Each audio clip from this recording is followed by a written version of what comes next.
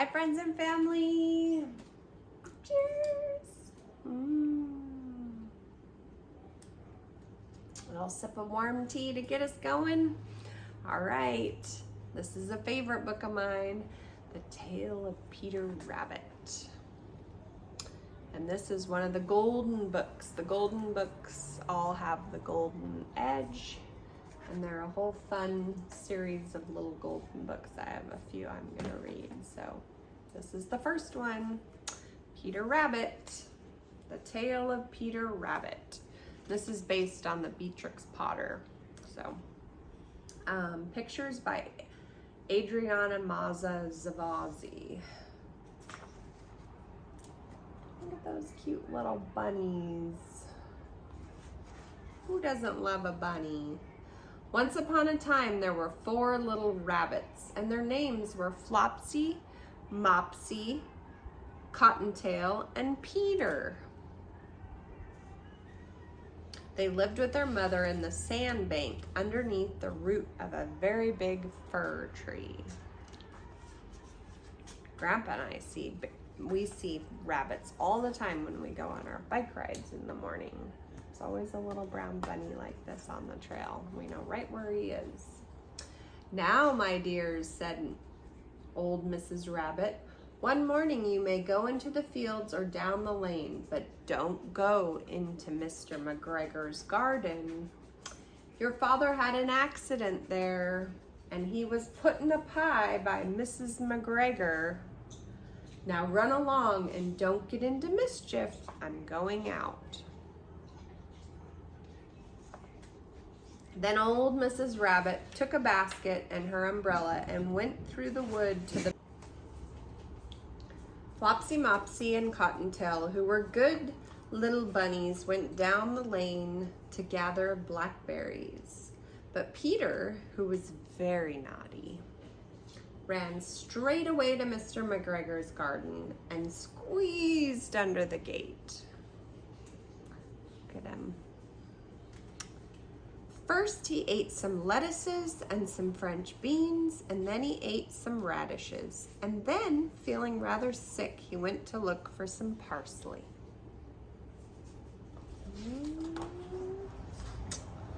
But round the end of the cucumber frame, who should he meet but Mr. McGregor? Mr. McGregor was on his hands and knees planting out young cabbages. But he jumped up and ran after Peter, waving a rake and calling out, "Stop, thief!" Peter was almost dreadfully frightened. He rushed all over the garden, for he had forgotten the way back to the gate. He lost one of his shoes among the cabbages and the other shoe among the potatoes. After losing them, he ran on 4 legs and went faster so that he might have gotten away altogether if he had not unfortunately run into a gooseberry net and got caught by the large buttons on his jacket. It was a blue jacket with brass buttons, quite new.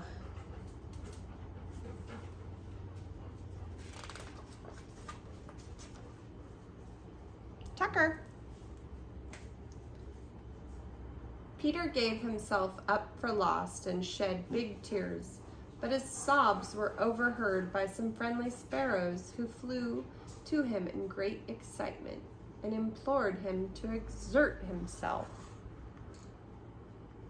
He's stuck. Mr. McGregor came up with a sieve which he intended to pop upon the top of Peter, but Peter wriggled out just in time, leaving his jacket behind, and rushed into the tool shed and jumped into a can. It would have been a beautiful thing to hide in if it had not had so much water.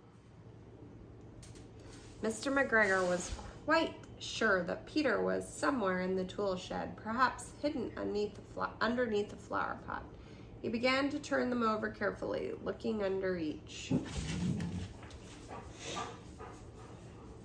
Presently, Peter sneezed, "Kerchoo!" Mr. McGregor was after him in no time and tried to put his foot upon Peter, who jumped out of a window, upsetting 3 plants. The window was too small for Mr. McGregor, and he was tired of running after Peter. He went back to his work. See that?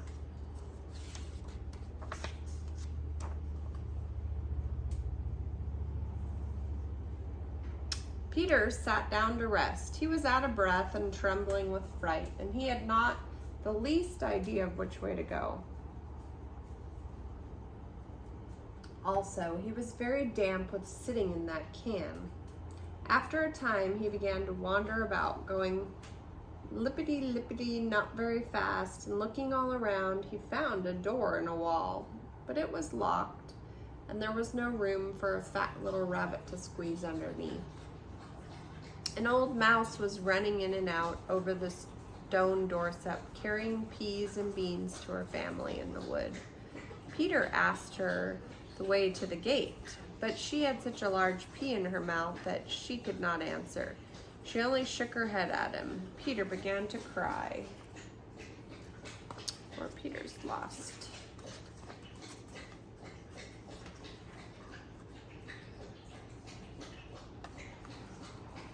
Then he tried to find his way straight across the garden.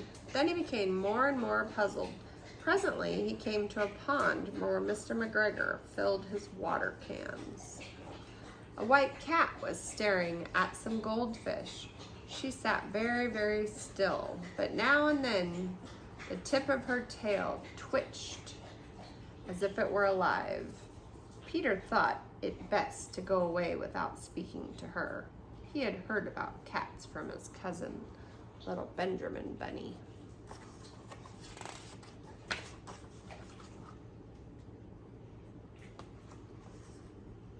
He went back towards the tool shed, but suddenly, quite close to him, he heard the noise of a hoe.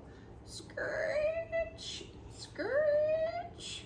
Peter scuttered underneath the bushes, but presently, as nothing happened, he came out and climbed upon a wheelbarrow and peeped over. The first thing he saw was Mr. McGregor hoeing onions.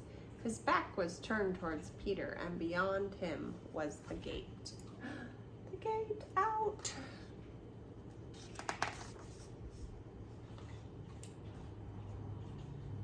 Oh, what's that? Is that his jacket? Peter got down very quickly off the wheelbarrow and started running as fast as he could.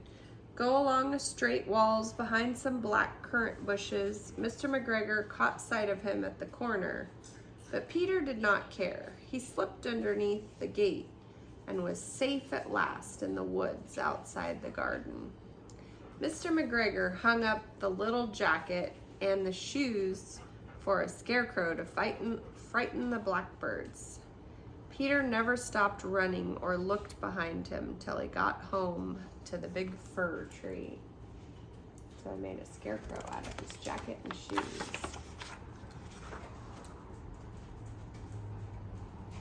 Then what happened? Let's see. He was so tired that he flopped down on the nice soft sand on the floor of the rabbit hole and shut his eyes. His mother was busy cooking. She wondered what he had done with his clothes. It was the second little jacket and pair of shoes that Peter had lost in a fortnight. I'm sorry to say that Peter was not very well during the evening. His mother put him to bed and made him some chamomile tea. She gave a dose of it to Peter, 1 tablespoon to be taken at bedtime. Chamomile tea is good when you have a sore stomach. Helps you sleep too. But Flopsy, Mopsy, and Cottontail had bread and milk and blackberries for supper. That's the tale of Peter Rabbit by Beatrix Potter. Sweet dreams, everyone. Good night. Thanks for watching Grandma Alicia's Storytime. Remember to subscribe, and if you feel like it, you can comment your favorite book below. Or tell us what you thought about the book we just read. Thank you.